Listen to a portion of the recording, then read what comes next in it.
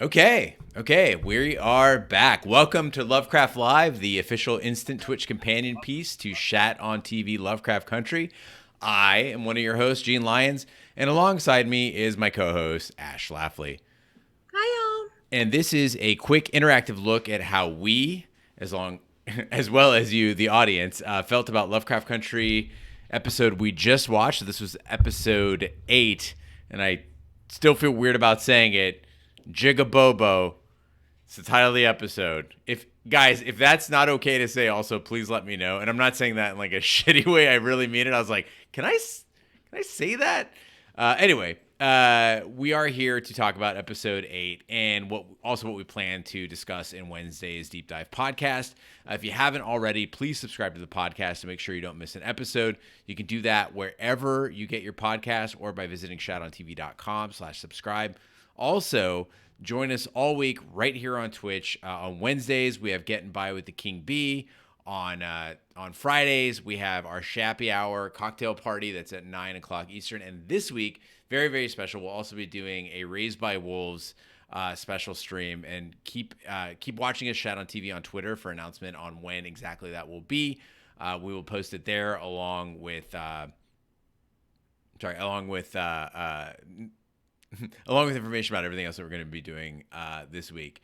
So Ash, last week we were not huge fans of the episode, but we have had, it seems like every other episode is like the ones that we love. So episode 6, loved it. Episode 7, Episode 8, I feel like this is the Lovecraft Country that I would watch every single week and can't get enough of. How are you feeling about it? Yeah, I really liked it. It definitely kept me super engaged. This was the first episode that I jumped, like legitimately had like jump scares that worked. When those girls appeared and one of them was like on the car and was like bam on the car Yeah. window. Like that was such a good jump scare. And just the little girls in general, like it's like this really great Lovecraft country version of like the Shining Twins, Yes. but much cooler because they've got some sick dance moves. And so that was pretty great. I immediately started Googling who these little girls are because they're these Dutch sisters who dance and that are just phenomenal, and they dance very similar to what these girls dance like, and it's not them. I was really bummed. I was hoping it was them, but I enjoyed it. There was just one scene that was a miss for me. The rest of it I thought was really, really great. And I enjoyed seeing the interconnectedness of the other episodes. That's what we've been asking for, and I said, oh, I'm holding out hope. I'm holding out hope that it's gonna all come together. And this episode finally started connecting some of the pieces, from our other episodes. So we've got some split opinions in the chat. Bandicoot says this was a better episode than episode 7. Aaron Sun says, I had moments I liked, but I was not a fan of this one. Also, guys, we should take a moment and pay homage to Ash's haircut. Sarah pointed it out. So Big D, Ash, and I recorded Indiana Jones and the Temple of Doom for Shath Movies earlier today.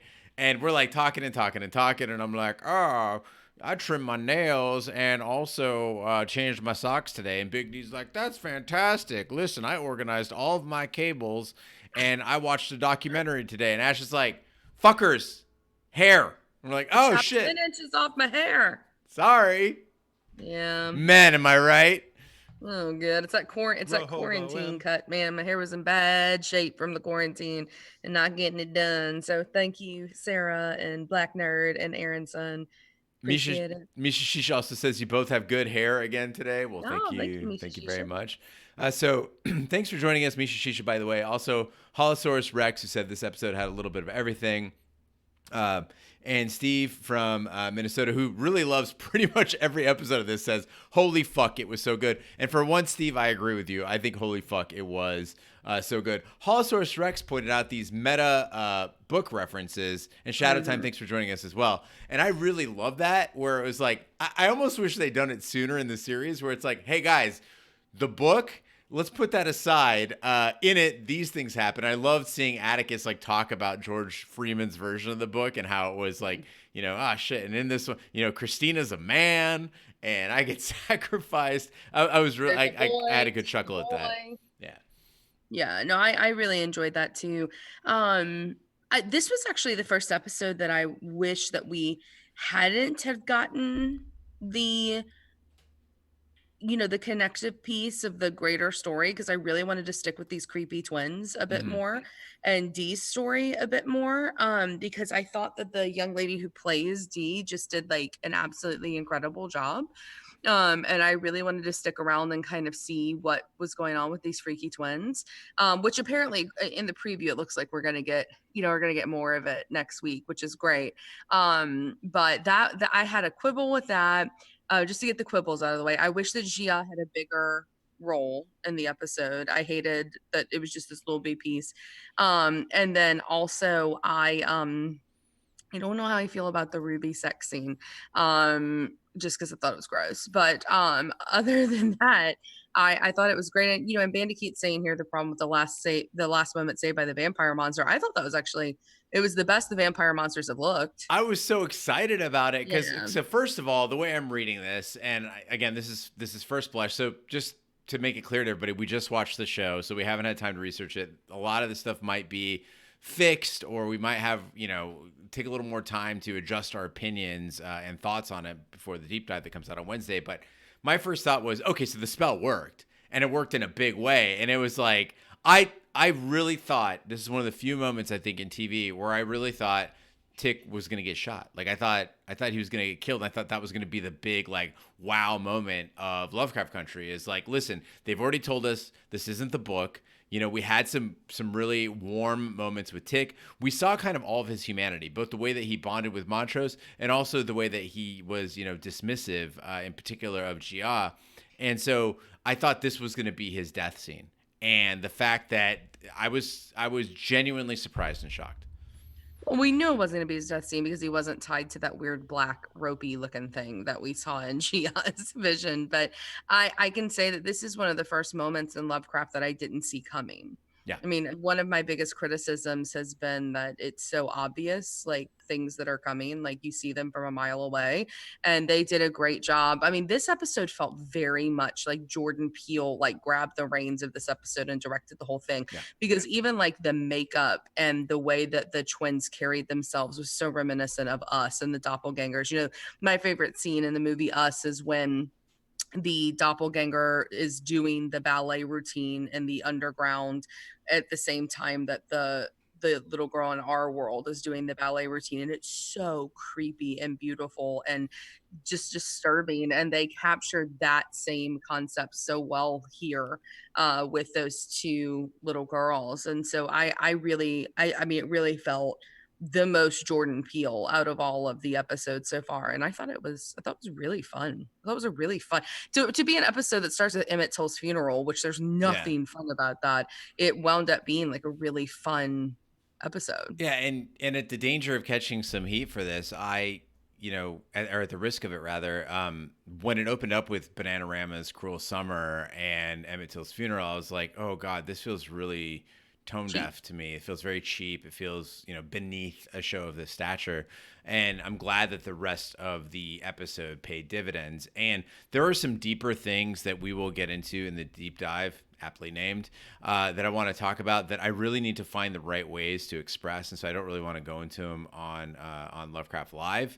Try to keep it somewhat light here and also listen to the audience. But there's a lot of topics that I will want to dive into regarding identity versus being an ally, right? And I think we saw a lot of that in this episode, where it's like and something that we've kind of discussed ourselves, Ash, like in covering the show, is that as much as we feel like allies, as much as we feel like this is our fight too, as much as we feel like we stand side by side with our Black brothers and sisters, we will never be that. And there is a line.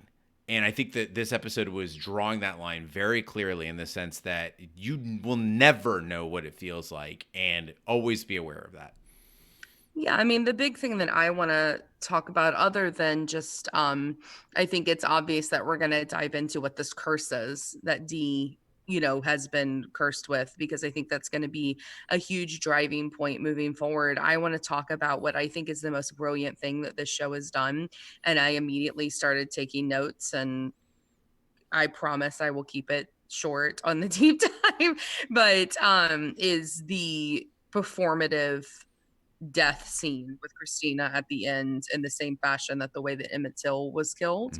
Mhm. That specifically is what I want to dive into, because I think that the show, I think, has found difficulty reaching certain groups of audiences. Like, I think that there's some people that have not connected with, because of lack of experience, right? Like, that people have had trouble connecting with certain aspects of the show because they don't come from, they're not black, they don't come from, the black experience. And this was maybe one of the most brilliant things I've seen a television show do, maybe like ever. Yeah. Because it was so smart in the way that it made its point and made people really uncomfortable in the right way. And I think it was vindicating for black viewers, and I think it was educational for white viewers. And there's lots that I want to get into about that, but I thought that was, I mean, if the show does nothing else, if the next two episodes suck, Mhm. right?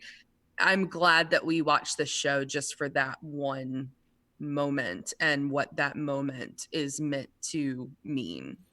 And I'm glad you're going to focus on that, Ash, because I think a lot of viewers might have watched that and gone, "What the fuck is going on here?" And I agree. What the fuck is going on here is some of the most powerful scenes in television I've seen in years. Holosaurus Rex is in the chat saying, "Does Christina love Ruby, or is she playing with her after getting quote unquote beaten to death?" Now, Misha Shisha, I think, almost answers that question directly, which is, if anything, Christina is just fascinated with Ruby's body. Same as about every other white character on the show. There is a fascination with Ruby's body, that she has become this. I don't want to say a caricature, but really this icon of blackness, and the way that, and it's important to note how white characters interact with her. Again, getting back to like Ralph Ellison's Invisible Man as this sort of the idea of the specimen, the idea of the fascination with the other, right? Looking at the other in a different way. Voyeurism, yeah. Voyeurism, yes. Mhm. Internet Hippo says, "I had a thought when the spell seemed to fail that it might be an indication that Montrose wasn't Tick's father. So it working at the end was more powerful, at least for me." I didn't think about the Internet Hippo, but that is actually really smart. Yeah, I actually thought the same thing. It's like, oh, this is going to be the reveal. That's why it's not working. It's because of the bloodline. But I'm glad that that wasn't like a, a Maury, like he's not your father moment. Yeah. Because I think that would have been really out of touch with this episode. But the other thing that and I'm sure we'll piggyback on this, because I think it's one of the most important parts of the episode. So I certainly don't want to be the only person, doing the research. But I think the symbolism of, Uncle Tom's Cabin and who Mm, these little girls are meant to look like and be portraying, I think is really important, because this is the first time that they took something that was in the book, because the Gia thing that I love so much wasn't, none of that was in the book, right. right? Like, that was all additional. This is the first time they've taken something from the book and they've made it better, because the thing that curses Dee in the book, I mean, it's okay. It would have been fine, but this is so much more powerful in terms of, a 2020 look on race relations. And so I really want to dive into that. Those are the two big things, other than just the odds and ends of us connecting, where the story's going from here. But, the scene with Christina, and then the symbolism for who these little girls are supposed to be in terms of, American history, Yeah. I think is going to be really important for us to explore. Guys, I totally forgot to fill everybody in on one very, very important aspect of the stream, which is supporting the stream. So, one way you can do that is by subscribing. As you see, everybody with the toilet paper rolls next to their names, they are subscribers. They contribute every month to keep the stream alive, to keep this dream alive. Wow, that sounds I never thought of that. And also to keep the podcast going, because again, we make no revenue doing the podcast at all. So it is really through your support that we can keep doing it. In addition to that, you can subscribe. Sorry, by doing it through Twitch Prime if you haven't subscribed already, and you can also do it through Amazon Prime, which pays for your Twitch Prime. So if you have an Amazon Prime account, you can use that, connect it to your Twitch Prime, and every month you can support us at no cost to you. It comes out of your Amazon Prime subscription. It's included. It's not an extra cost, right?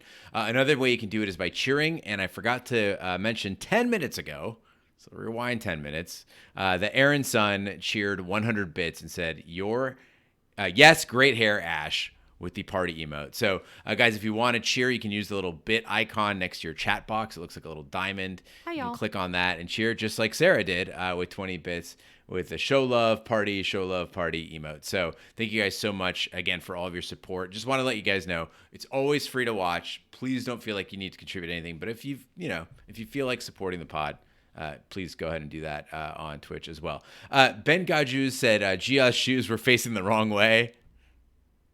As a guy who grew up in an Iranian American household, you're right. And 204 says, did they just dismiss the Asian character? Now, I find it strange, and I'm not trying to predict what the show's going to do, but it would be weird that they spent an entire episode on Gia, then she comes to Chicago, and then Atticus tells her to get the fuck out, and she's just gone.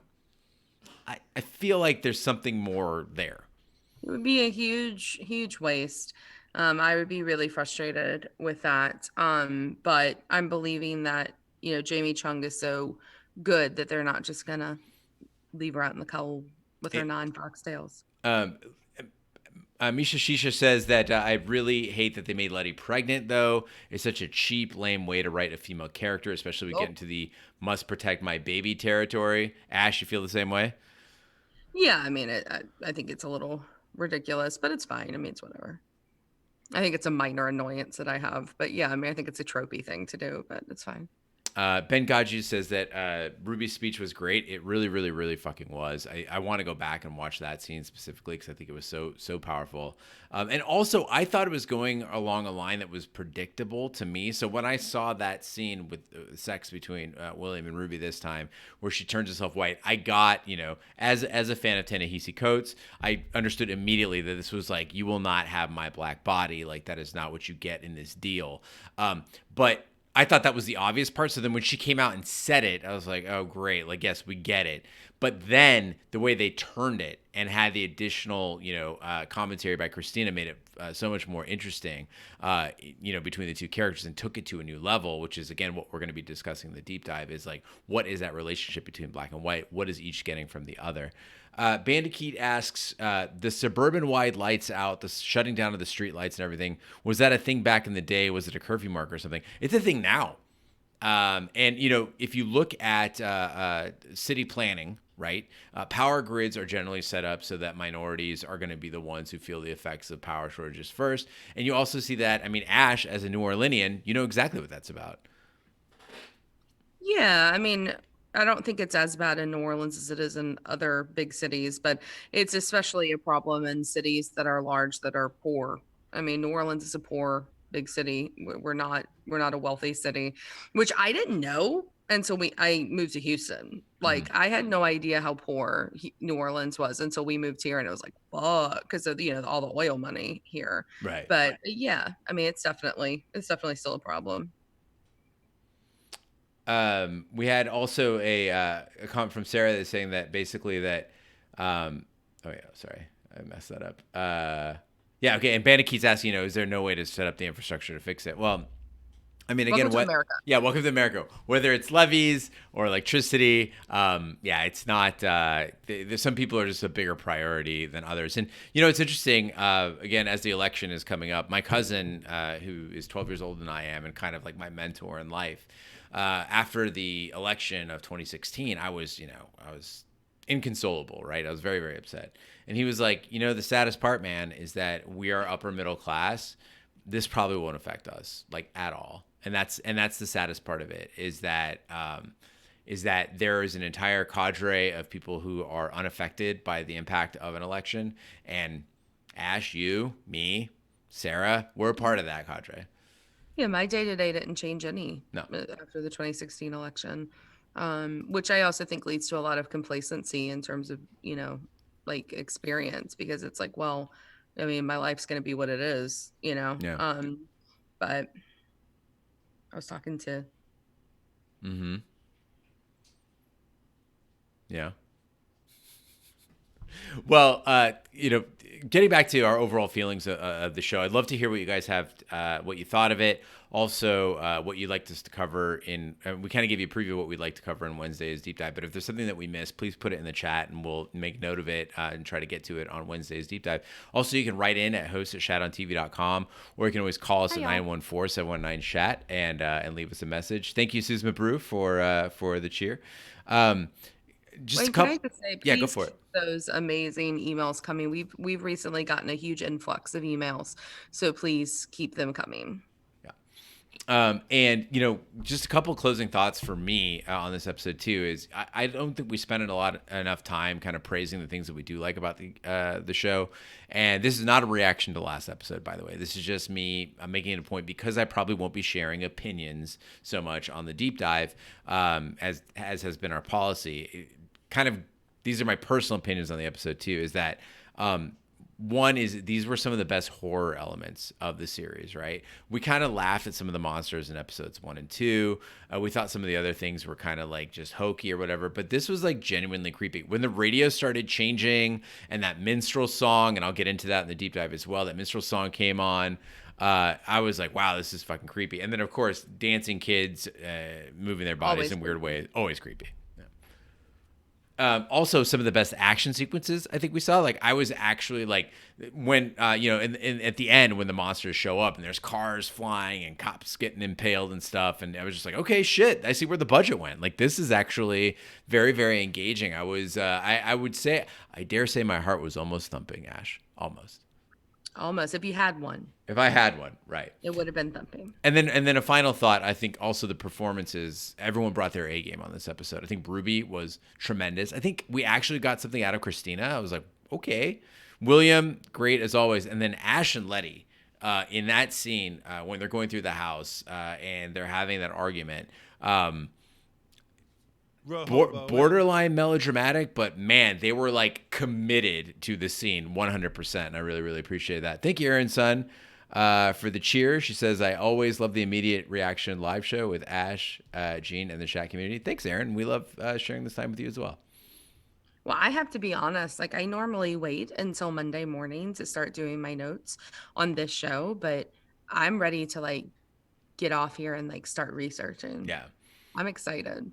Internet Hippo says, I'd be curious to see how they address, or if they address how the heck they cover up or explain the massacre of like 24 cops. Well, yeah, it's easier when you're out in rural, it's a sheriff's department out in the forest. Like it's you're removed from it. This is the middle of fucking Chicago. Like, how you gonna, and my only guess is that it's in Captain Lancaster's best interest if this not make it, public. Although we saw that Letty buying a house made it to the front page of the paper, so this probably will as well.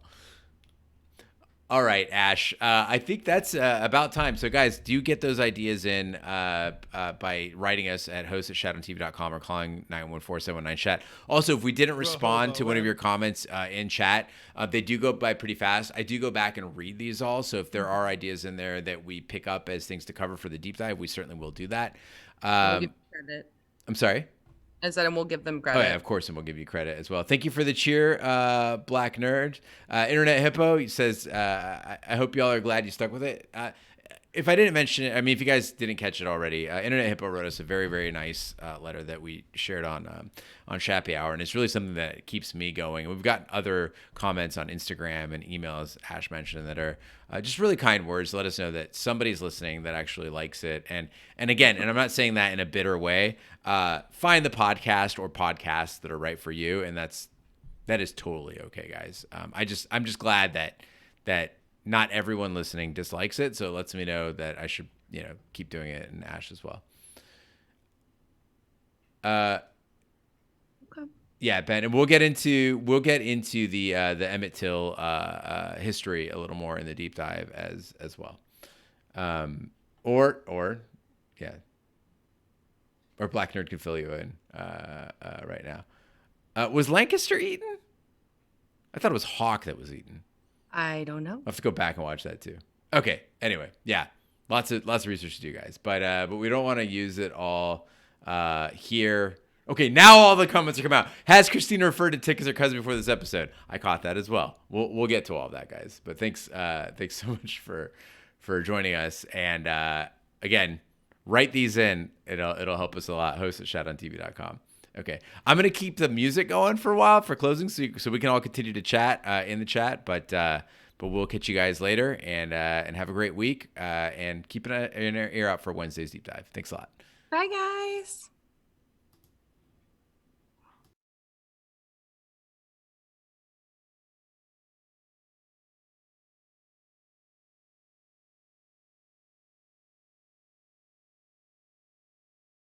Hans and his buddies fucked up the plan, and that's about when everything went sour at the Christmas party.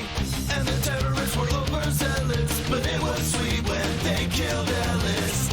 And with a little help from Alan, John McClane kicked ass. We're gonna die, die, die, die, die, die hard. We're gonna die, die, die, die, die, die hard. We're gonna die, die, die, die, die, die hard. We're gonna die, die, die, die as hard as we can. No one dies harder than John McClane, even when his wife's stuck on a plane, about to crash into the Potomac River on the eve of Christmas. And airport security kicked him out, but John McClane is just too damn proud, and nothing could have made him not deliver, 'cause that's his business. And with a lot of fights and gunplay, he blew that plane up on the runway. And with a little help from Alan, Holly's plane could land. We're gonna die, die, die, die, die, die hard. We're gonna die, die, die, die, die, die hard. We're gonna die, die, die, die, die, die hard. We're gonna die, die, die, die, die as hard as we can. Yippee-ki-yay, motherfucker. Yippee-ki-yay, motherfucker. Yippee-ki-yay, motherfucker. Yippee-ki-yay. Hey guys, I'm back because I got tired of typing. So we can keep this party going. Let's keep it going. Let's do like another, I don't know, 5-10 minutes for funsies. There's a lot of stuff happening like late in the chat, so I'm glad it picked up for some reason. I don't know what happened there.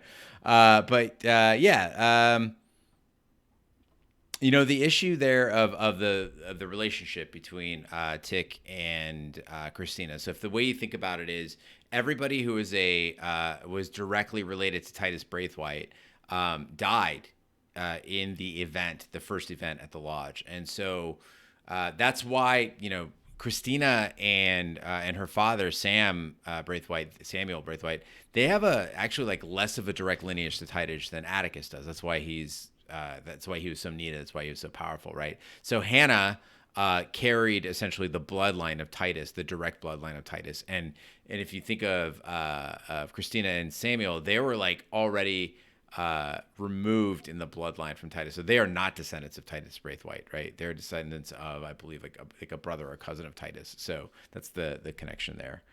So if you think about what Christina is capable of, Atticus, from a bloodline perspective, is capable of far, far more.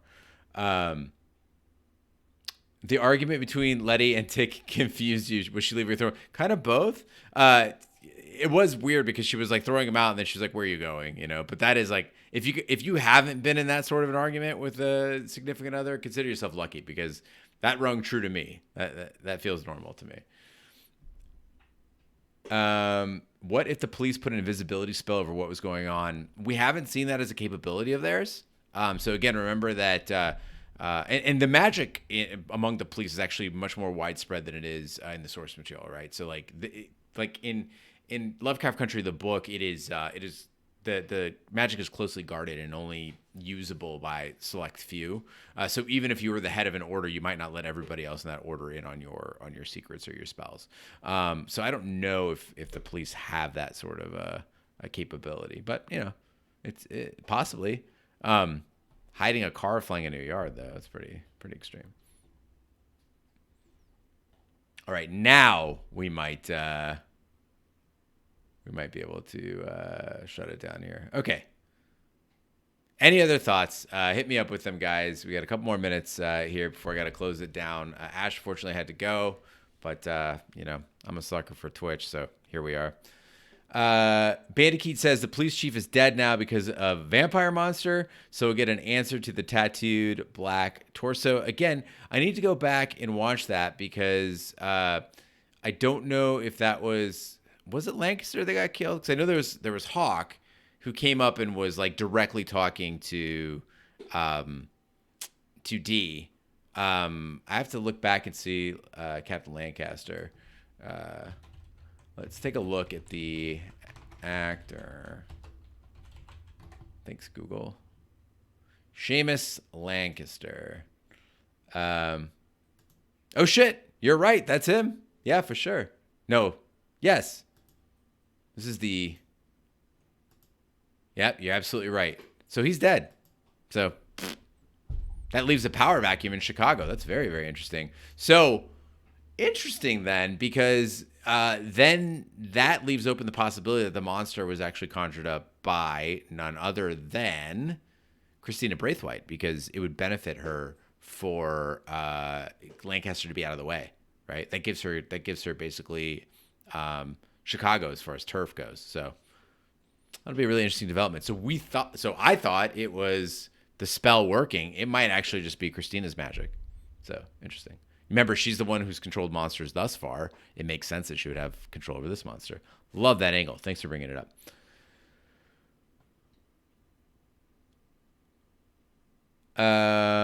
Yeah. Hall Source Rex, I agree. I would not be totally upset if the show left some dangling threads. I feel a lot about Lovecraft Country the way I do or did about Lost, where it's like I don't need everything to be answered for me. I'm okay with some mysteries being mysterious, and that's super acceptable. I love TV shows that don't explain everything that you see. Movies as well. So hopefully. But yeah, Internet Hippo will change up the ending a lot more than I thought as well. But guys, I got to say that I am much more excited about the final two episodes after seeing episode 8. I think they really propelled the story forward in so many ways. There are also a ton of historical references that we'll get into in the deep dive. Everything from Dee's hat to the history of Emmett Till to that minstrel song that was playing on the radio and haunting Dee throughout. There was a lot going on there, and so we'll get into all that as well. Yeah, do we know if it's getting a season 2? I don't believe that's been answered yet. They will get through, I believe, all the source material of the novel in season 1, but I think Atticus finding the book, explaining the book, explaining the differences between the book and the show does nudge that door open a little bit more as far as the possibility of getting a season 2. Yeah.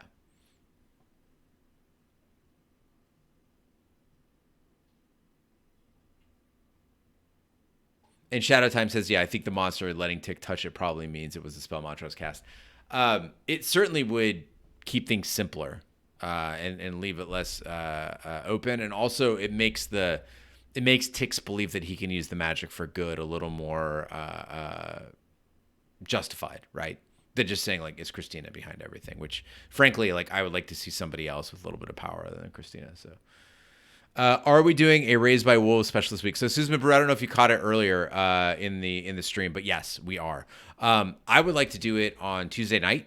And I just need to get buy-in from the rest of the crew. One of the unfortunate things about our schedules is that we all communicate via Twitch. I'm in Phoenix, Ash is in Houston, Big D is in Orlando, and the King Bee is in a world of his own. So I am 100% on for doing Raised by Wolves on Tuesday night, but I have to get the buy-in from the rest of the team.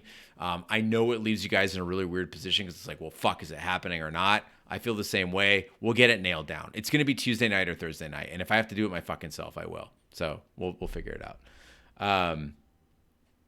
Anyway. And the book being different in some ways would also fit the many worlds theory. Yes, absolutely right, Internet Hippo. I was thinking the same thing in the sense that, Tick is saying that I went into the future and I got this book and now I know what happens. But that's not necessarily the case. But I think it will be canon for the show. But it is true that, just like Tick might think of it as a time machine, whereas Hippolytus saw that it's much more than that. It is an alternative reality machine. It's propelling you from dimension to dimension, not just time to time. So we'll see. Unless Tick knew. Stay in this dimension and go ahead in time. So who knows? Anyway, all right. That should do it for tonight. I need to get my research done. I need to go back and watch that end scene one more time. But I promise you guys I will get confirmation on the time for the Raised by Wolves stream. Tentatively, let's say it's going to be on Tuesday night. And again, if you're not following us on Twitter already, do that. Shout on TV on Twitter so that you can stay abreast of all the things that we're doing. Also, if you don't do Twitter, do Discord. I just put the link in the chat. Join us on Discord so you can find out when stuff is going on. And also, if you haven't already subscribed or follow us on Twitch, that way you'll get a notification when we're going live too. You can also always check our Twitch schedule. It'll let you know what's coming up for the week. So, Misha Shisha, I kind of chuckled too when the incredibly racist cop commented on Hippolyta's name. And I fucking loved when D went in there and was like, it's fucking creep. And also, called him a fucking pig. I thought that was, or fuck you pig. I was, again, coming from D, who is fast becoming one of my favorite characters. I really enjoyed that. Anyway, Tuesday is the vice presidential debate. I believe it is. So you've got, let's see here. Tuesday night. That's a very good point. Yeah, it'll be 9. No, I'm sorry. It's on Wednesday. Wednesday is the VP debate at 9 p.m. So we'll be fine on Tuesday. So we'll be on there.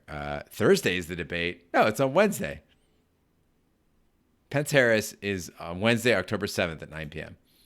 So I think it's only on Thursday for Bandicoot. Yeah.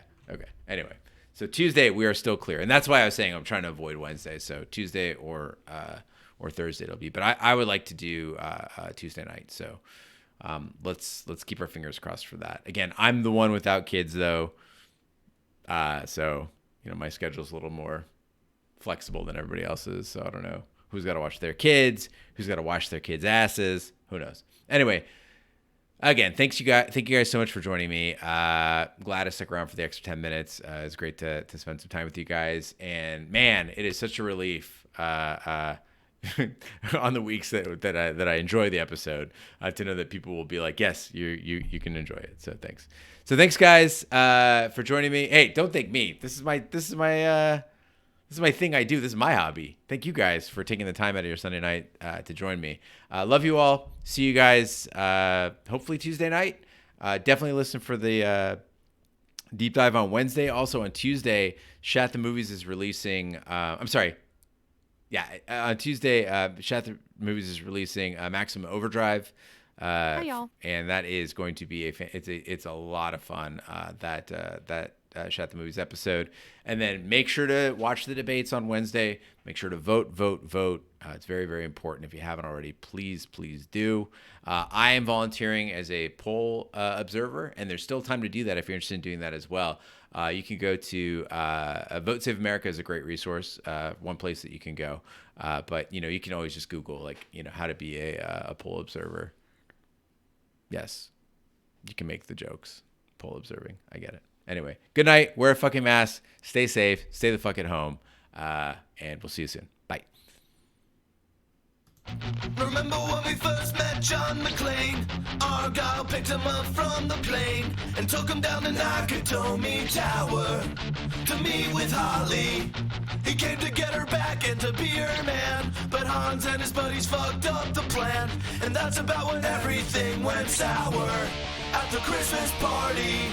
And the terrorists were overzealous, but it was sweet when they killed Ellis.